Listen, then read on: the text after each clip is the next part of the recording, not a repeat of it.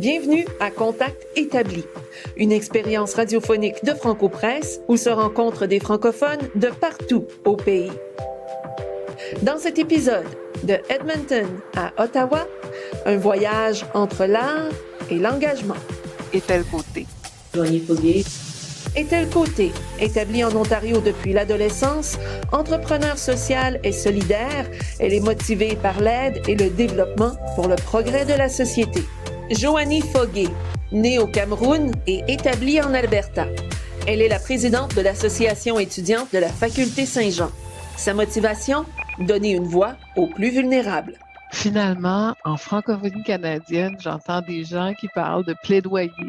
J'entends ce mot-là en Afrique, un peu partout en Amérique latine, mais chez nous, c'est pas un mot. On parle de revendication, de pression. Mais le plaidoyer, mon Dieu, que ça me parle parce que je suis dans la même logique que toi. Et qu'est-ce qui t'interpelle? En fait, j'aime bien le fait que tu dis revendiquer et plaidoyer parce que je pense qu'il y a une très grande différence. Aussi, je fais une distinction entre peut-être la francophonie et la francophonie plurielle. Et je pense que du coup, étant immigrante, femme africaine qui parle le français, moi, je m'identifie plus à cette francophonie plurielle.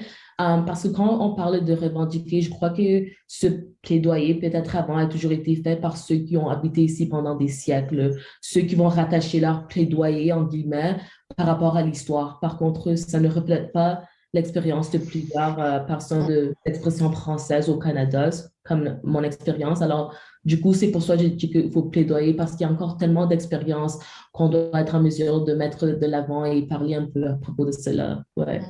C'est pour ça que moi aussi, ça me rejoint. C'est que j'ai toujours eu un malaise de juste parler de revendiquer. On n'est pas juste là pour cogner à une porte puis chialer.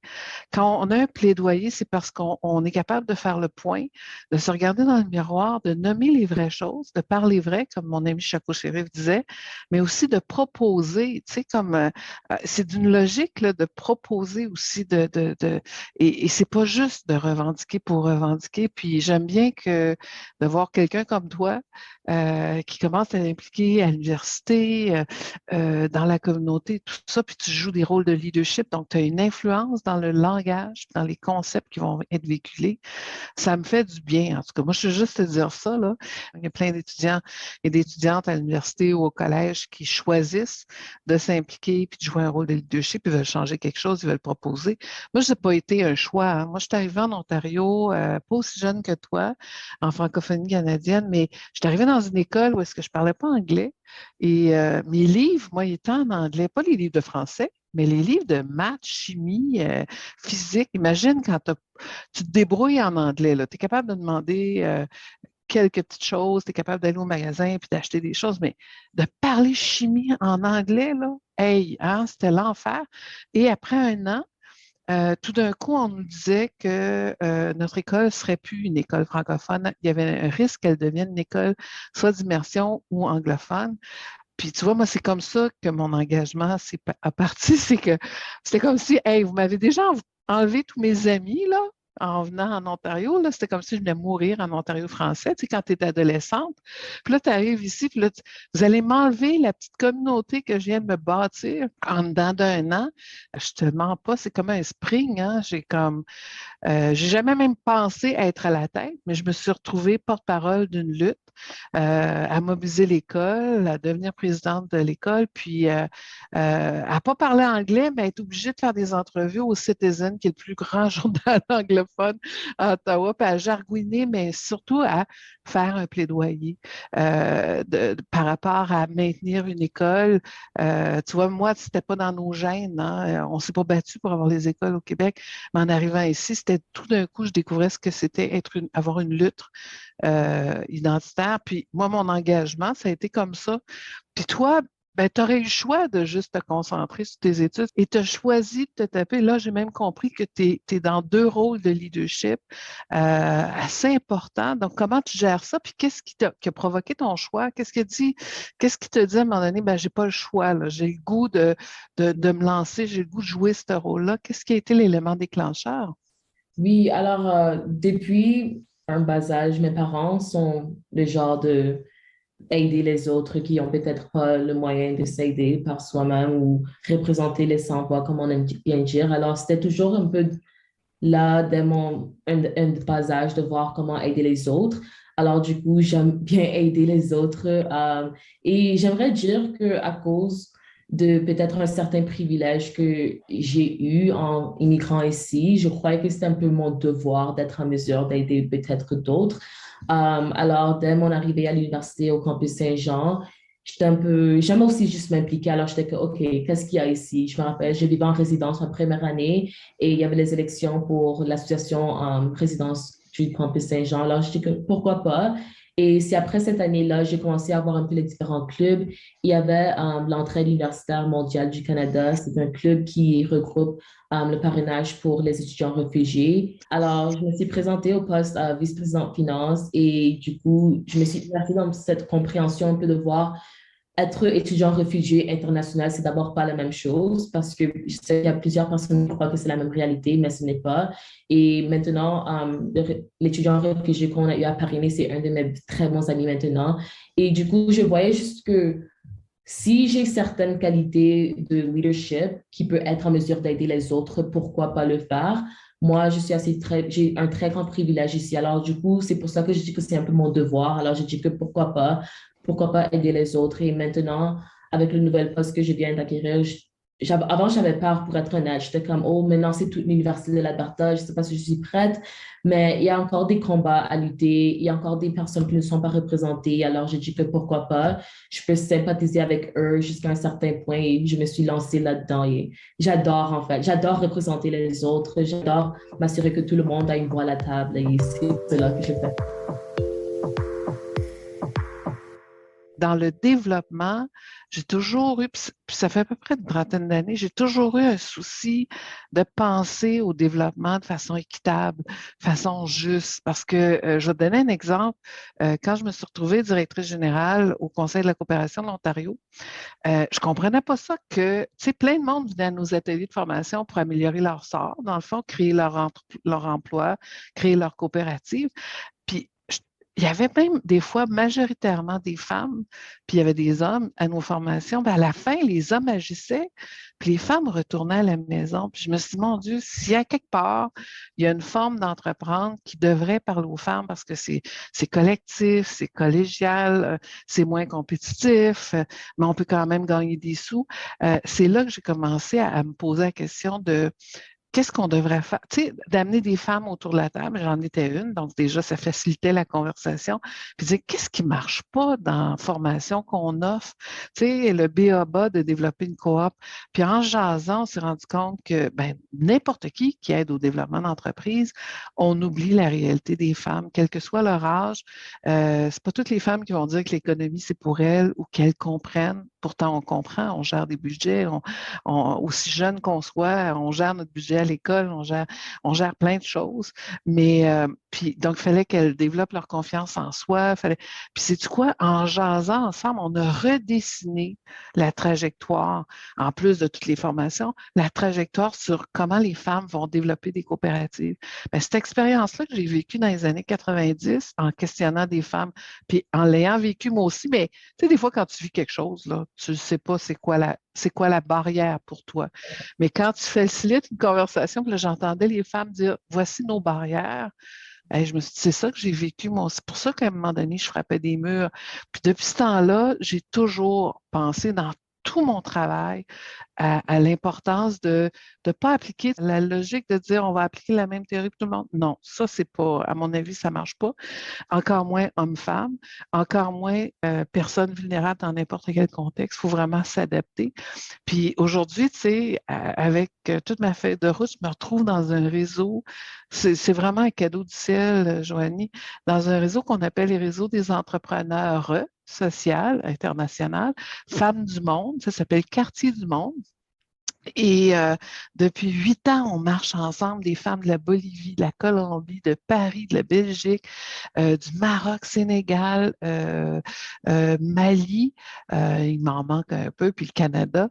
Et on a co-créé un guide, puis on a tellement appris ensemble, puis on a tellement co-construit ensemble, puis il y a des milliers de femmes et hommes et familles qui ont amélioré leurs conditions de vie. Donc, cette façon de faire avec les femmes, de nourrir le par et pour, par, pour, avec, pour vrai. Tu sais, il y a bien du monde qui disent empowerment, ça, mais de le Ouais. faire pour vrai, puis là, que tu dis ça marche pour vrai, c'est le fun. Mais je t'avoue, j'ai fallu que je sorte de ma petite francophonie canadienne pour aller voir ailleurs si cette solidarité-là existait, pour dire, OK, ça existe pour vrai. Revenons chez nous, puis je vais le vivre. Euh, Francophonie plurielle, c'est quoi pour toi? Parce que moi aussi, c'est un mot que j'utilise depuis 25 ans. Pas nécessairement sûr qu'on a la même définition d'un bout à l'autre du pays ou d'un bout à l'autre du monde, mais comment toi tu le définis? Oui, en fait, je peux commencer ma réponse en fait par lier un peu avec ce que tu disais avec la solitude entre solidarité pardon avec entre les femmes. J'entends ton parcours et ça me rend tellement heureuse juste parce que j'adore voir cette solidarité entre les femmes et surtout dans n'importe quel contexte, avec n'importe quelle race, religion, etc. Je pense que le monde, c'est ce que on a besoin de cela. J'espère que c'est le futur et c'est l'avenir de notre société. Et en fait, pour décrire un peu ma francophonie ou la définition de francophonie plurielle, je peux bien utiliser l'exemple de mon exécutif à l'AUFSJ au campus Saint-Jean. C'est un des exécutifs du campus Saint-Jean le plus diversifié qu'on a eu. Nous avons, je crois, nous sommes 6 femmes au sein de l'exécutif, avec bien sûr moi qui est à la tête en tant que présidente. Et nous avons des membres de l'international, de l'immersion, francophones de souche, un peu de partout, racialisés, etc. Et en fait, c'est ce que moi j'ai défini par la francophonie plurielle. La francophonie plurielle, pour moi, c'est une francophonie qui accepte tout le monde, peu importe le niveau de langue, peu importe l'accent, peu importe d'où tu viens ou tes origines. Je crois que ça doit être en mesure de créer une certaine harmonie entre tout le monde parce que moi, j'ai eu plusieurs crises identitaires en ce qui concerne mon identité francophone. Du coup, en arrivant ici, je croyais, OK, je parle le français. Le Canada, c'est un pays bilingue, je dois être correcte. Mais là, boum, je comprends que, oh, il y a cette situation minoritaire. Et alors, j'essaie de m'inclure un peu dans cette situation minoritaire avec les autres francophones. Par contre, je comprends que, oh, peut-être c'est pas tout le monde qui doit m'accepter parce que je suis racialisée, je suis originairement du Cameroun, je ne suis pas de souche encore. Et j'ai parlé à mes amis et à mon groupe il y a comme quelques jours où je disais que vous êtes ma francophonie parce que c'était malheureusement seulement quand j'étais avec peut-être des étudiants d'immersion ou des autres individus d'expression française racialisés que je me suis sentie certaine et sûre de mon identité francophone et de cette langue française. Et je crois que c'est assez beau, mais ça veut dire aussi que nous avons tellement à faire en ce qui concerne l'harmonie et cette société, s'assurer que tout le monde soit ensemble. Alors, je parle un peu beaucoup maintenant, mais c'est vraiment juste une francophonie ouverte et c'est ça. Oui. Puis, je te rejoins encore là à 100%. On parle d'ouverture, on parle d'inclusion, puis en même temps, c'est qu'il y a beaucoup de monde qui ont la chanson, hein. Il y a beaucoup de monde qui en parle, il y a beaucoup de monde qui disent on est ouvert, les portes sont ouvertes, puis c'est pas parce qu'on le dit qu'on le fait. Et puis tu l'as ressenti, j'ai senti que tu avais ressenti, là, c'est un peu cette exclusion-là dans ton arrivée, puis dans ton parcours, puis je pense que la communauté francophone qui se dit inclusive, puis même entre toi puis moi, par boîte à bois, là, une francophonie qui, elle n'a pas le choix. Si elle veut survivre, avant toi et avant moi, il y a plein de monde qui se sont battus pour bâtir des écoles, amener le gouvernement en cours pour avoir des collèges, avoir le campus Saint-Jean, avoir maintenant l'Université de l'Ontario français. Tu sais, comme, il y a du monde là, qui ont travaillé fort et présentement, pour différentes raisons, vieillissement de la population, diminution des bébés, du nombre de bébés dans les familles, toutes sortes de choses qui font que ces institutions-là qu'on a pris de temps à investir du temps et de l'argent et des ressources pour les construire, ben, vont se perdre. Et là, il y a plein de monde dans le monde qui cherche des espaces pour bien vivre, mais je pense qu'on a de la job à faire en dire les mots et agir pour vrai. Je pense qu'il y a une volonté dans l'ensemble de la francophonie canadienne d'être réellement ouvert et inclusif. Moi, je me rappelle à ton âge, je ne te mens pas là, puis hey, j'étais arrivée à 15 ans, 14 ans, ouais, en Ontario français. Je n'ai jamais eu l'étiquette de quelqu'un qui était étranger. Parce que les étrangers, c'était pas juste les Noirs qui arrivaient d'Afrique, hein. Les étrangers, c'était les Québécois, c'était les gens qui arrivaient de la France, ça pouvait être aussi des Blancs. Puis moi, j'entendais des fois dans des réunions du monde qui fait 40 ans qui est en Ontario français, puis on leur disait, mais toi, t'es pas franco-ontarien, hein. Hey, ça faisait 40 ans qu'ils s'investissaient ici, là. Ils ont bâti, ils ont eu leurs enfants, les enfants vont à l'école, puis on leur disait ça. On l'entend moins, ça, ou plus du tout. Et donc, c'est une évolution, mais ça demeure que ça peut déranger le choc des cultures pour certaines personnes. Puis je pense que de plus en plus, ça change. Puis c'est ça qui est le fun. Moi, j'ai confiance. Je t'avoue, dans les 30 dernières années, je vois l'évolution. Pas assez vite à mon goût, entre toi et moi, mais j'ai appris en développement qu'il faut donner le temps au temps. Et bon, ben, ça arrive, là. Puis il y a plein de jeunes comme toi. C'est plus un langage qu'on vous apprend. C'est un langage que vous avez dans votre ADN. Donc, vous autres, là, il n'y a pas de condition. C'est pas, si tu fais ça, ça va être à condition de. Non, non, c'est ça que tu veux. Et c'est ça que tu vas avoir. Puis ce qui est le fun, c'est que vous êtes des milliers, ou est-ce qu'aujourd'hui, c'est dans votre ADN?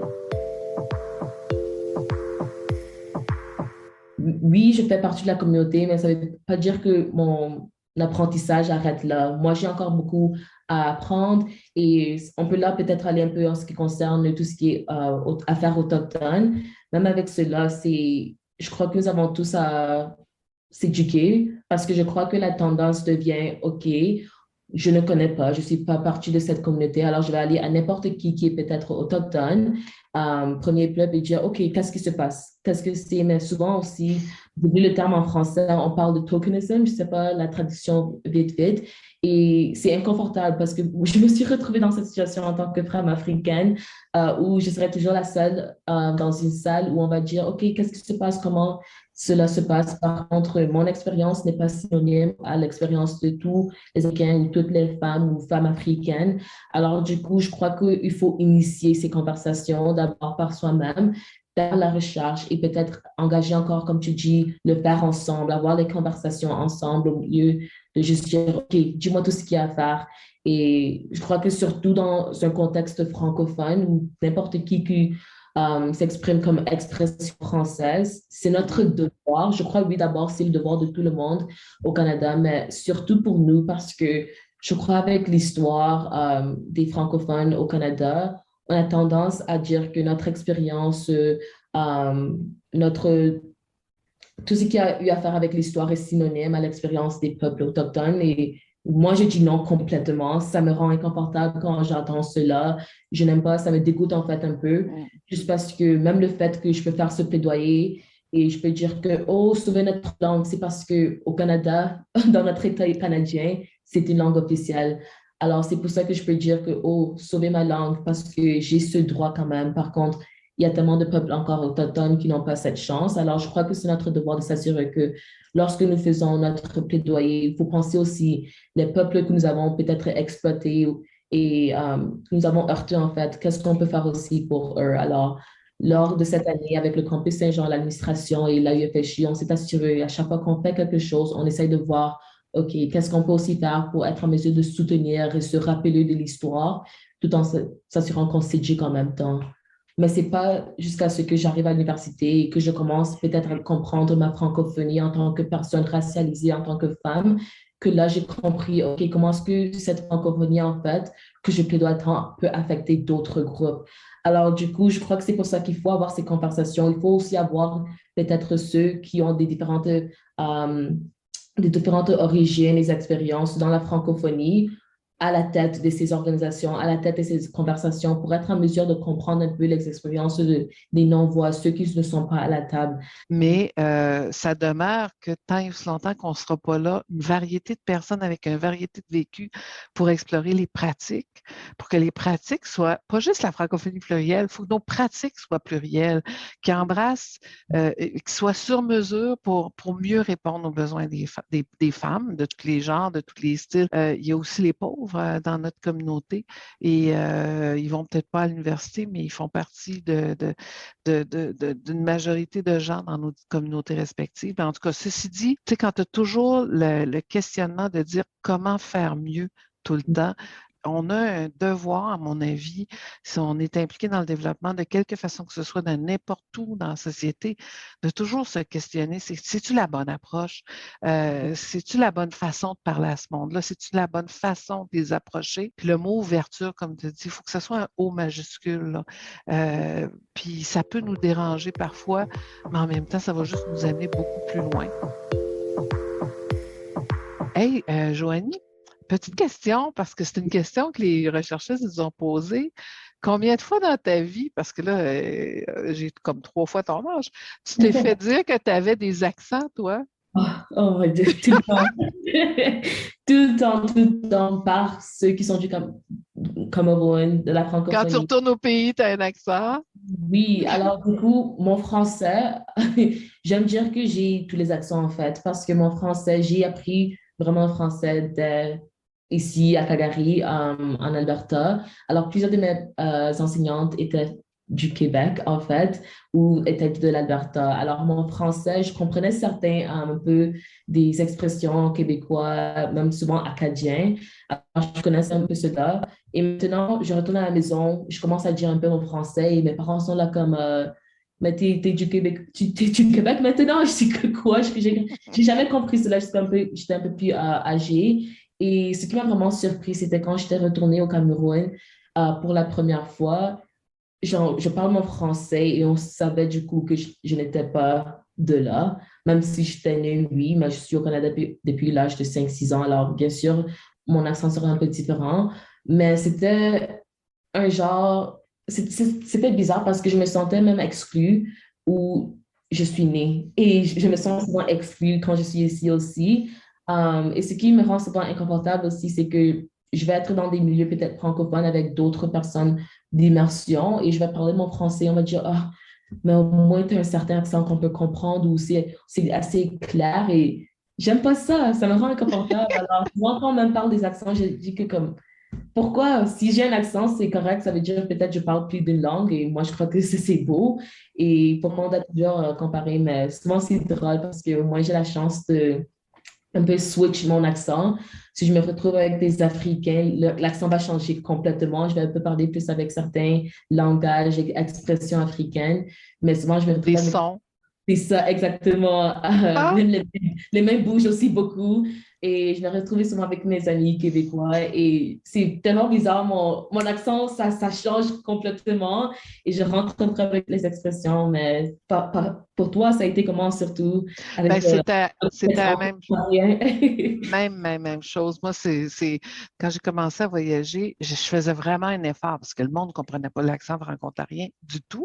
Et il y a des expressions qui les font encore rire, hein. Je faisais vraiment un effort pour être comprise. Donc, j'essayais de prendre un français international, comme je disais. D'ailleurs, mes enfants disaient toujours, ah, tiens, elle s'en va en Afrique ou elle revient de l'Afrique parce que ça te reste un peu collé à la peau.